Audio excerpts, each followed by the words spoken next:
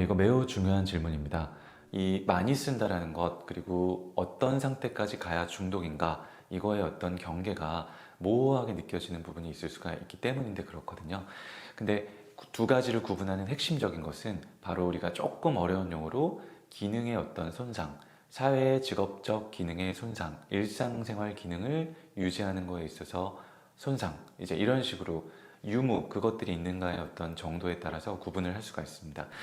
즉 디지털 미디어 사용이 어떤 개인의 일상적인 어떤 역할을 수행하는 것들을 얼마나 심각하게 방해하고 있는가, 훼손하고 있는가가 구분하는 중요한 핵심 기준입니다.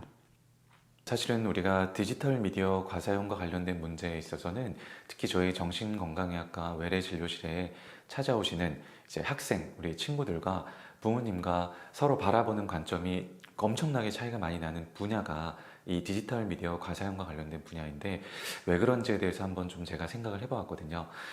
청소년과 부모 사이의 어떤 견해의 차이가 그 게임이라는 또는 디지털 미디어라는 그거를 문화적인 어떤 가치를 해석하는데 양쪽이 굉장히 차이가 많이 나기 때문에 그럴 수 있습니다. 게임 또는 디지털 미디어를요, 무가치한 것으로 보느냐, 그리고 어떤 삶을 즐겁게 하고 또 공부에 스트레스를 벗어나게 해주는 것으로 보느냐, 뭐 이런 거에 어떤 관점의 차이가 좀 있을 수가 있겠습니다. 예를 들어서요, 알코올 중독에 어려움을 겪고 있는 분들은요, 나는 전혀 알코올 중독이 아니다. 나는 단지 술을 애호하는 술 애호가일 뿐이다.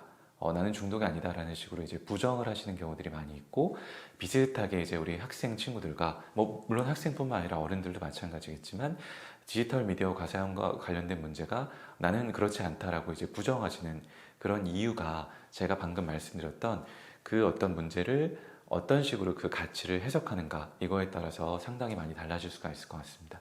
조금 더 말씀드리면요. 어떤 가치 판단을 하는 데 있어서 중요한 부분이 뭐냐면 불필요한 거를 하는 거가 아니라 건강한 생활을 위해서 필요한 것들도 잘 하고 있는가. 이게 이제 사실은 문제냐 아니냐를 구분하는 데 있어서 굉장히 중요한 부분인 것 같습니다. 개인적인 어떤 차원, 그 학생의 개인적인 차원에서 이게 중독이냐 아니냐를 판단하기 위한 어떤 궁극적인 기준은요.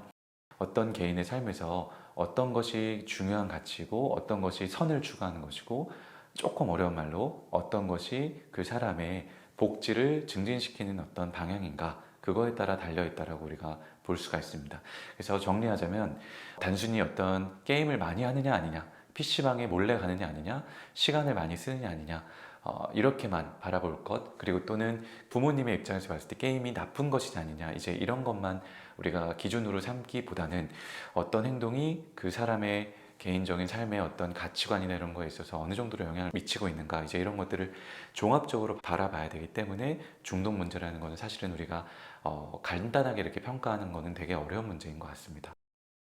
많이 사용하는 것, 그러니까 과사용이라고 하는 것, 말 그대로 사용 시간은 좀 길지만 스스로 어떤 조절할 수 있는 능력이나 의지 같은 것들이 좀 있고 필요할 때는 좀 멈출 수가 있고 그리고 그 사용 때문에 삶에 있어서 중요한 기능들이 크게 심각하게 망가지지는 않는 상태다. 그 상태를 우리가 과사용이다라고 우리 이야기를 좀 해볼 수가 있을 것 같습니다. 근데 반면에 완전히 중독된 상태는 좀 다릅니다. 스스로 사용을 조절하려고 하는 시도가 있긴 한데 반복적으로 이게 실패할 수가 있고 또 그런 어떤 물질이나 행위들을 사용하지 못하면 심리적으로 굉장히 고통스럽습니다. 이게 이제 금단 증상이라고 볼 수가 있는 거고요.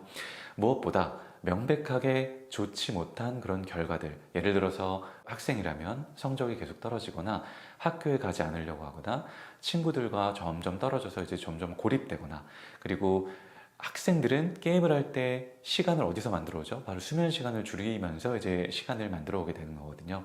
그래서 수면의 어떤 리듬이 깨지게 되는 수면 패턴이 망가지게 되고 그로 인해서 건강이 악화되게 되는 이런 여러 가지로 명백한 부정적인 결과들이 나타남에도 불구하고 사용을 멈출 수가 없는 상태가 중독 상태다라고 합니다. 그래서 앞서 말씀드렸던 과사용과 중독은 제가 이렇게만 말씀드리는 걸 들어보셔도 우리가 사실은 명확하게 구분할 수 있습니다. 따라서 단순히 몇 시간 사용하느냐, 시간, 제가 시간 구분으로는 이거를 명확하게 바라볼 수 없다라고 앞서 말씀드렸는데 그 시간 사용보다는 그 사용이 아이의 어떤 삶을 얼마나 부정적으로 망가뜨리고 있는지를 전체적인 어떤 맥락에서 바라봐야 되고 그리고 그 아이가 또는 어떤 사람이 통제력을 얼마나 잃었는지를 면밀하게 살펴보는 거가 과사용과 중독을 구분하는 데 있어서 중요한 기준입니다.